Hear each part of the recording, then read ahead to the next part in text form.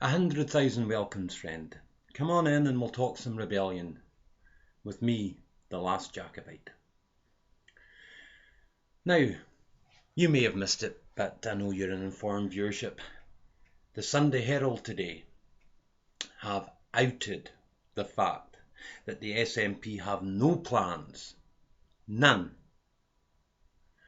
to bring another referendum for independence in the 2016 manifesto. Now, this is the Sunday Herald we're talking about. The first newspaper that came out in support of independence. And these are not fly-by-night journalists. These folks have contacts deep within the party. Nicola Sturgeon, of course, has had to tweet that apparently it's news to her because she hasn't finished the manifesto. Well, is it not getting a wee bit close to the line not to have finished the manifesto for an election in May 2016? No, the Sunday Herald outed her and she's been forced to react. And I tell you, if there is anything in the manifesto, it will be a commitment to maybe end them sometime in the distant future. So this is part 2 of the SNP Deception that I want to talk about today. And I want you, if you're old enough, to cast your mind back to the election when in the United Kingdom we elected Tony Blair as Prime Minister. We'd had years, over a decade, of Tory misrule, of Margaret Thatcher and all the pain, John Major, and along came this new young leader of the Labour Party who was going to change everything. Well, the first thing he changed was the name. They became New Labour.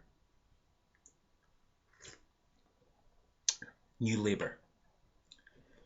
Didn't take us very long, did it? Before we realised that New Labour was just New Tory. We changed party, but we didn't change policy. We changed leader, but it was only a mask. And now here we are in 2016 with hindsight. We see exactly who and what Tony Blair was all about. Well, folks, I'm telling you now, we are in the same situation with the current SNP. It's the emperor's new clothes. They talk about progressive politics, and they try and make that some sort of mysterious thing that if you don't understand it, then you're stupid. Well, I'm not stupid, and I do understand it. Here it is. I'm not even going to talk about the SNP's performance in government. That doesn't matter to some extent because I, like you and like everyone else, votes SNP for the single sole reason of independence. And we are willing to put up with ineptitude in other ways and whatever else if that's the goal. Problem is, it's not the goal. Let me explain. Scotland, rightly, proudly, has always been a very socialistic country. We care for each other. That's why we had the Red Clydesiders. Scotland, demographically for 100 years, has voted for socialistic parties. That's why Labour got such a strong foothold. Now, the SNP are not stupid either, and they know that. They are no different from Blair's New Labour. In fact, that's their political standpoint. Now, hear that loud and clear. If you think you're voting for the SNP because they are some sort of new socialist party in Scotland, you're wrong. You're being deceived. The SNP's policies are in line wholly with the new Labour policies, the old Tory policies. It's as simple as that. They want to nanny state you.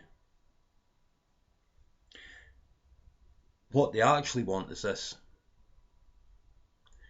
They don't want there to be any opposition in Scotland. If they are the only prize on show, then folks have no other choice. As long as they keep on promising way in the future some action on independence, well, folks will vote for them. When you go on Facebook, you see that.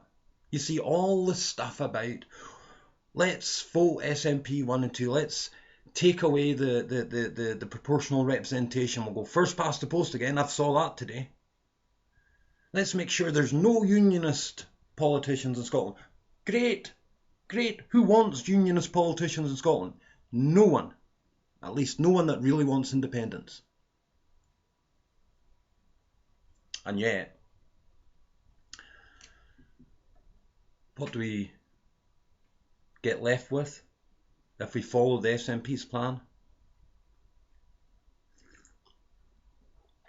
Well, part of that is there's to be no debate in the one-party state. I know a lot of you out there are real, true Scottish patriots. You want independence with all your heart.